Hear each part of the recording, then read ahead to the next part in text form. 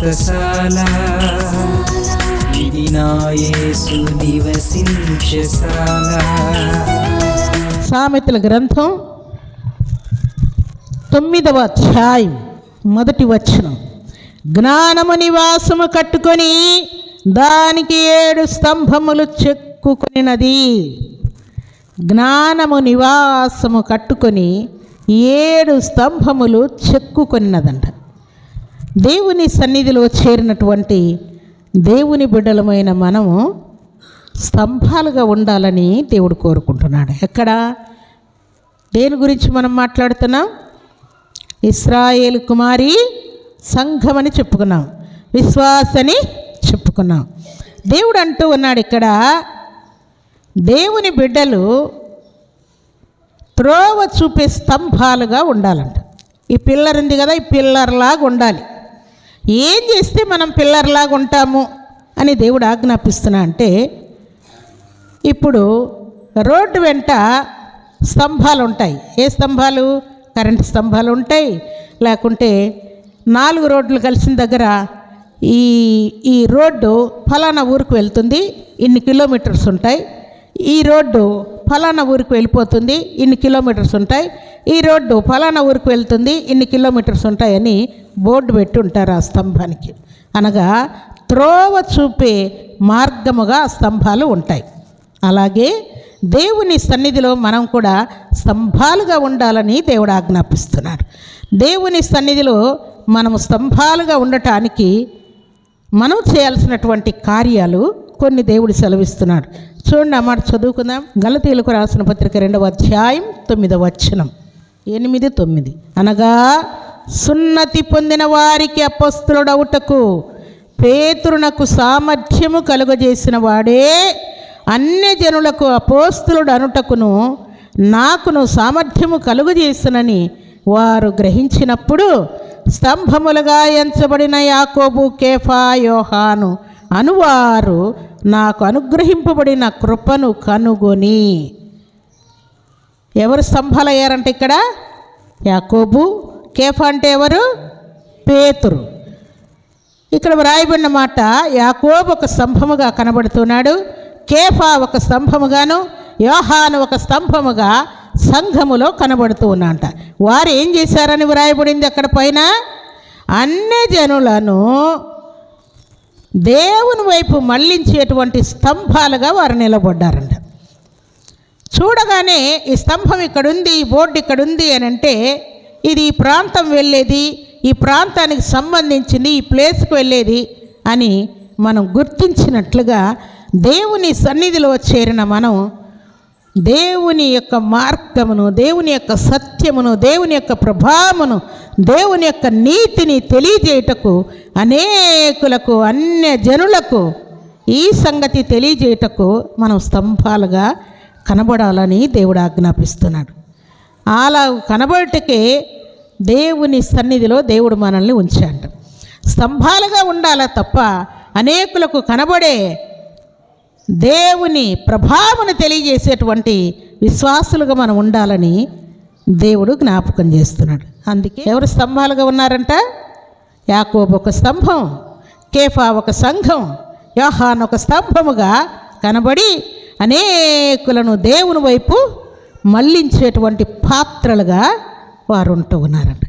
దేవుని సన్నిధిలో చేరిన మనం కూడా అనేకులను దేవుని వైపు మళ్ళించేటువంటి స్తంభాలుగా ఉండాలని దేవుడు జ్ఞాపకం చేస్తున్నాడు. అంతేగాని పడగొట్టేటువంటి స్తంభాలను పడగొట్టేవారు కూడా ఉంటారు. ఎవరు వారు చెప్పండి? స్తంభాలను అనగా విశ్వాసులను, దేవుని బిడ్డలను పడగొట్టేటువంటి వారు కూడా ఉంటారు. పడగొట్టేవారు ఎవరు?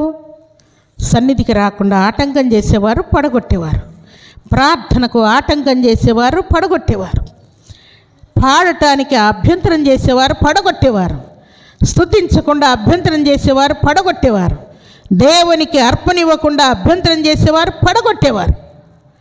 పడగొట్టేవారంగా మనం ఉండకూడదు. మరి ఎట్లుండాలా? స్తంభాలుగా మనం నిలబెట్టేవారు ఉండాలని దేవుడు ఆజ్ఞాపిస్తున్నాడు. అలాగో యోసేపును పడగొట్టాలనుకున్నది ఎవరు? పోతిఫర్ భార్య అనుకున్నది కదా. ఒకరోజు పని మీద ఇంట్లోకి వెళ్ళేసరికి ఆయన వస్త్రాన్ని పట్టుకుందంట.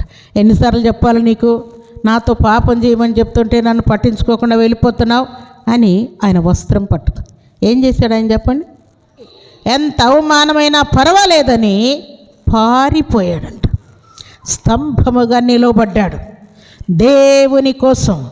ఆమె అంతరంగంలో, అమ్మో ఈ యోసేపు పిల్లవాడే కానీ ఇంత నీతివంతుడా, ఇంత ప్రేరేపించిన, అమౌంట్ ఇస్తానంటున్నా, వెండి ఇస్తానంటున్నా, బంగారు ఇస్తానంటున్నా, ఇంత నీతివంతుడా, ఇంత జాగ్రత్తగా ఉంటాడా, ఇంత పర్ఫెక్ట్గా ఉంటాడా అని ఆమె ఆశ్చర్యపోయి ఈ మాట అందరికి చెప్తాడేమో. యోసేపు బుద్ధిహీనుడు అనుకుంది ఆమె. యోసేపు అజ్ఞానని అనుకుంది. యోసేపు వదరబోతు అనుకుంది.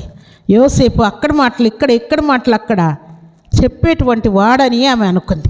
అందుకని ఆయన చెప్పకముందే నేనే ముందే ప్లాన్ చేయాలని తన భర్త ఇంటికి రాగానే, ఎవరినో తెచ్చి ఇంట్లో పెట్టావు, వాడికి అన్ని అధికారాలు అప్పగించావు, వాడు నన్నే పట్టుకోనికి వచ్చాడు అని లేనిపోని మాటలన్నీ యోసేపు మీద తన భర్తకు చెప్పేసరికి, ఏంట్రా కూలోడని వదిలేసి ఏదో నమ్మకస్తుడు బాధ్యతగా చేస్తాడు, ఇంటి పని, వంట పని, పొలం పని, పనివారి పని, అన్ని పనులు నేనేం పట్టించుకోకపోయినా చాలా జాగ్రత్తగా చేస్తున్నాడని నమ్మితే నా భార్య మీదకే వెళ్తావా నువ్వు అని పట్టుకొని ఇష్టం వచ్చినట్టుగా వాంచి పడేసి చెరసాల్లో వేయిస్తాడు. పడిపోయాడా, స్తంభంలాగా ఉన్నాడా? స్తంభం వలె నిలిచి ఉన్నాడు. కనబడుతూ ఉన్నది పోతిఫరి భార్యకు యోసేపు స్తంభమని క్లియర్గా కనబడుతూ ఉన్నది. భర్తకు తెలియక కొట్టించి చెరసాల్లో వేయించాడు. చెరసాల్లో వేసినా కూడా స్తంభంలాగే ఉన్నాడు. పడిపోలేదు, నీరసించలేదు, సన్నగిల్లలేదు, భయపడలేదు. నేనేం చేశానో నా దేవునికి తెలుసు. ఆమెతో ఏం మాట్లాడానో నా దేవునికి తెలుసు.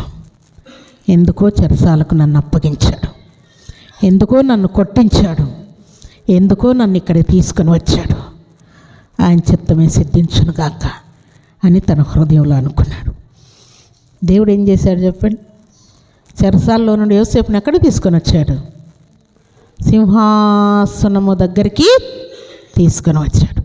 రాజు వానికి అర్జెంటుగా గడ్డం తీసి స్నానం చేయించి ఉతికిన బట్టలు వేసుకొని, యోసేపు అనేటువంటి వ్యక్తిని నా దగ్గర తీసుకొని రండి, వాడు కలల భావం చెప్తాడంట కదా, వాడు ప్రార్థన చేస్తాడంట కదా, పరిశుద్ధాత్మ శక్తిని కలిగి ఉన్నా అంట కదా, అని అర్జెంటుగా నా దగ్గర తీసుకున్నాడు. ఆయన భావం చెప్పడం, రాజు వెంటనే ఈ అధికారాలు ఏవీ నాకొద్దు, నేను ఊరుకుంటానంతే, అధికారం అంతా నీదే, ప్రజలు ఎవరు కూడా చేయెత్తకూడదు, కాలెత్తకూడదు, నీ సెలవు లేకుండా దేశమంతా నీ మాట ప్రకారం ఉండాలని సెలవిచ్చాడు. దేవునికి స్తోత్రములు కలుగునుగాక, దేవునికి మహిమ కలుగునుగాక. దేవుని సన్నిధిలో మనం స్తంభముగా నిలబడితే, పాపాన్ని జయిస్తే దేవుడు ఎట్టి అధికారాలు మనకివ్వాలని దేవుడు కోరుకుంటున్నాడు. అందుకే అలాగూ జయించిన వారిని, పాపము జోలికి వెళ్లకుండా స్తంభముగా నిలబడినటువంటి వారికి దేవుడు ఇచ్చేటువంటి అధికారం. ప్రకటన గ్రంథం 3వ అధ్యాయం 12వ వచనం, జయించు వానిని నా దేవుని ఆలయములో ఒక స్తంభముగా చేసేదను.